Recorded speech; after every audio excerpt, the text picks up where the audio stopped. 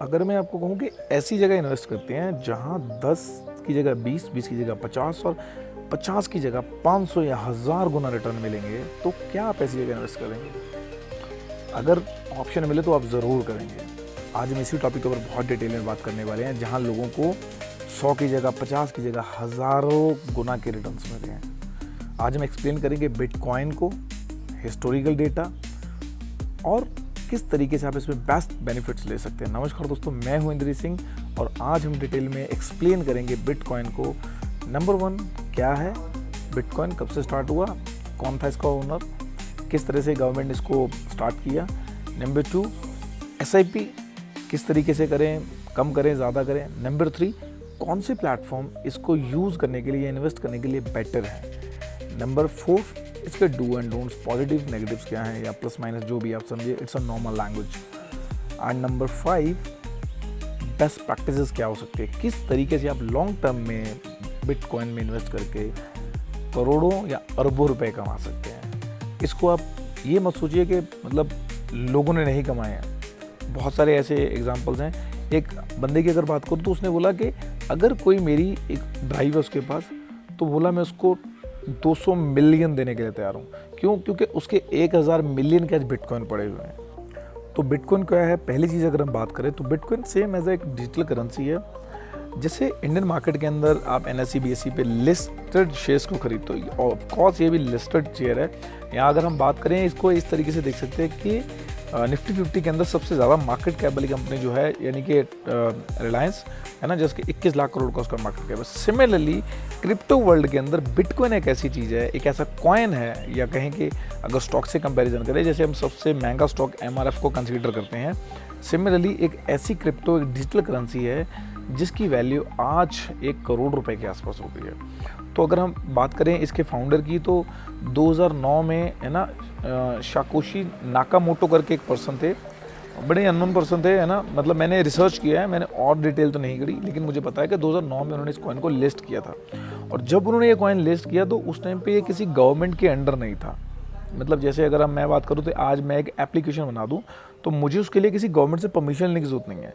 हाँ, जब मैं उसको लिस्ट करूँगा तब जिस प्लेटफॉर्म पे मैं उसको लिस्ट करूँगा उसके लिए मुझे कुछ एक चीज़ें की ज़रूरत होगी। फिर उसके बाद 2014 में लोगों के टच में आना ये शुरू हुआ, जब 2014 में may be Vivek Bindra sir ने भी एक वीडियो बनाई थी कि क्रिप्टो क्या है, एक बाइनरी बेस्ड करके कंपनी है। तो उन्होंने उस टाइम पे इसको बोला कि एक जुआ टाइप चीज़ है ये। लेकिन आज अगर आप इसको देखें तो बिटकॉइन इतना बड़ा बन चुका है कि अकेला एक कॉइन करोड़ रुपए तक की वैल्यू दे सकता है। तो आप सोच के देखिए, अगर जब 10 रुपये पे 20 रुपये पे ये था या 100 रुपये पे था, तो आज कितने हज़ार गुना का रिटर्न दे दिया। इसीलिए मैंने वीडियो के स्टार्टिंग में कहा कि ऐसा ऑप्शन है जहां आपका पैसा आने वाले टाइम में 100 की जगह 10, 50 या 1000 गुना रिटर्न भी आपको देते हैं। क्योंकि बड़ी बात नहीं है, बिकॉज जो हिस्ट्री में हुआ है वो आगे जाके भी पॉसिबल हो जाता है, और बिटकॉइन ने ये करके दिखाया है। तो ये पहली चीज़ होगी कि that's like a digital currency.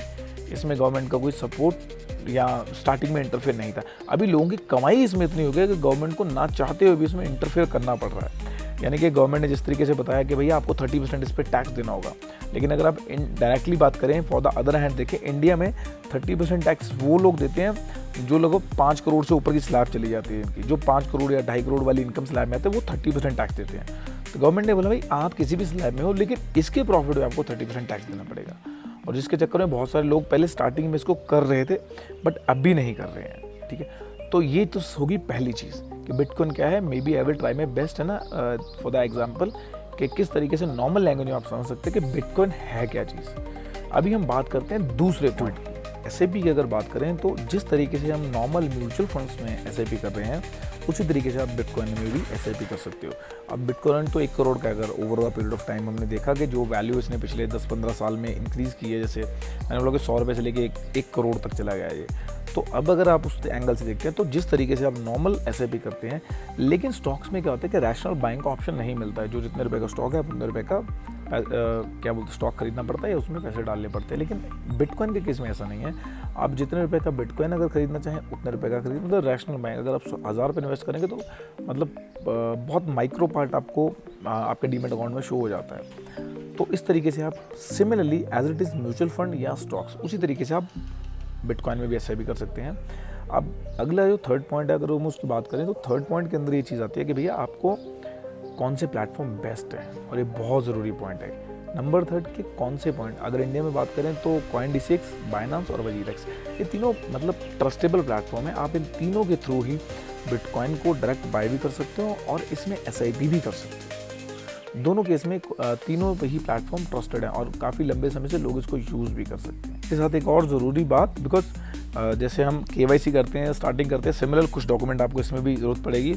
Aadhaar card, pan card, bank account number, Gmail ID and वो इंश्योर करें कि आपका वो जो पैन कार्ड है या आधार कार्ड है वो लिंक होने चाहिए बैंक के साथ, बिकॉज जब तक वो लिंक नहीं होंगे तो आपका वो जो आधार वेरिफिकेशन है वो उसके साथ सही से हो नहीं पाएगा और आपके नंबर पे मैसेज नहीं आ पाएंगे। तो ये बहुत ज़रूरी पॉइंट है। बेसिकली क्या होता है कि जब भी लोग स्टार्ट करते हैं, या मैंने जब भी किसी कैसे भी चालू करके देने की कोशिश की है, मतलब 80% ऑफ द टाइम ये होता है या वो नंबर खुद के पास नहीं होता या फिर वो नंबर लिंक ही नहीं होता है, तो उस केस में ये हो नहीं पाएगा। तो ये बहुत ज़रूरी चीज़ है। आपको क्या करना है, ये ध्यान रखना है कि वो नंबर आधार कार्ड के साथ लिंक हो और वो नंबर उसी मोबाइल फ़ोन में हो, इज़ टू मच बेटर, तो प्रोसेस बहुत आसान हो जाता है। अभी हम बात करते हैं डू एंड डोंट्स की या नेगेटिव पॉजिटिव की, कि क्या फ़ायदे होंगे या नुकसान होंगे। Number fourth point, over the period of time, आप पिछले 15 साल का रिटर्न देखें, मतलब हिस्ट्री में किसी चीज़ ने शायद ही इतना रिटर्न दिया हो। जैसे एलसीडी इन्वेस्टमेंट जैसे स्टॉक को अगर हम छोड़ दें तो मतलब मैंने देखा नहीं कि 3 रुपये या 30 रुपये वाला स्टॉक 3 लाख चला गया। एलसीडी इन्वेस्टमेंट एक ऐसा स्टॉक है, ऑफकोर्स मैं प्रमोशन नहीं कर रहा हूँ, आप उसको खरीद मत लेना जाके,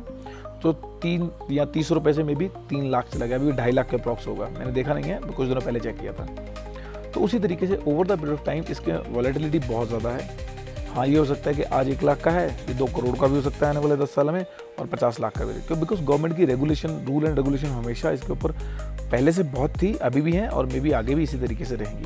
बिकॉज गवर्नमेंट का एक सीधा सा फंडा है कि तुम जिस चीज़ से जितना ज़्यादा कमाओगे, जो चीज़ जितनी ज़्यादा पॉपुलर होती जाती है, गवर्नमेंट उस पर उतना ही टैक्स बढ़ाती जाती है। अब एजुकेशन डिपार्टमेंट को देखें तो एजुकेशन ही हर साल 10 से 12% महंगी हो रही है। हालांकि इन्फ्लेशन क्या है, ओवरऑल हम इन्फ्लेशन की बात करते हैं, वो इन्फ्लेशन 5-6% है। एजुकेशन की बात करें तो अकेली एजुकेशन 12% बढ़ती है हर साल। एजुकेशन लोन की अगर बात करें, वो भी 10 से 12% भी आपको मिल रहा है, हालांकि कार लोन 8% भी मिल जाता है।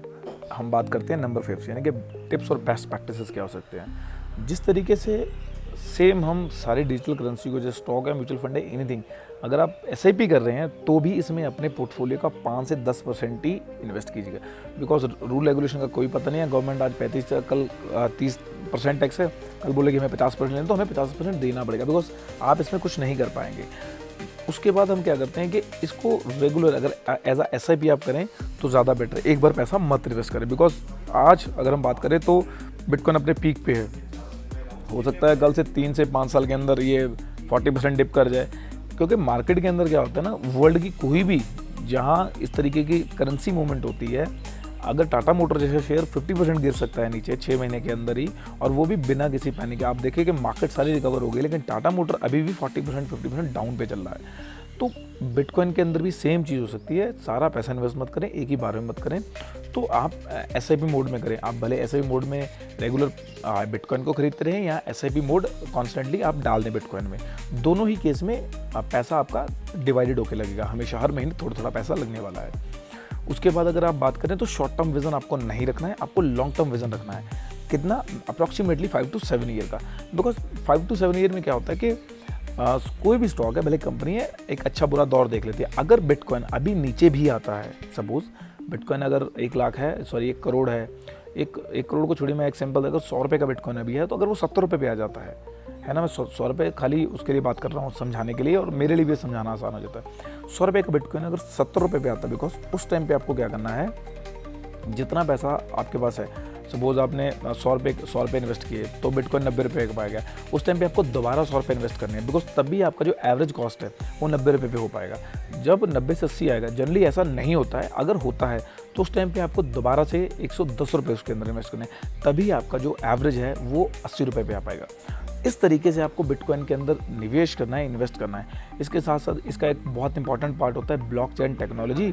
अब अगर मैं ब्लॉकचेन टेक्नोलॉजी को इस वीडियो में कवर करना चाहूँगा तो वो ब्लॉकचेन टेक्नोलॉजी समझाने के लिए अकेला सेपरेट 10 मिनट, अगर आप चाहते हैं कि बिटकॉइन टेक्नोलॉजी पे मैं सेपरेट एक वीडियो बनाऊँ तो आप नीचे कमेंट सेक्शन में लिखिए, जितनी जल्दी हो सकेगा एज सून एज पॉसिबल मैं बिटकॉइन टेक्नोलॉजी पे एक सेपरेट वीडियो बना दूंगा। और जितना बेटर मैं आपको समझा पाऊँ, बिकॉज मैं ट्राई करता हूँ कि एक बहुत ही नॉर्मल लैंग्वेज में, एक लेमन लैंग्वेज में हम बातों को समझ सकें।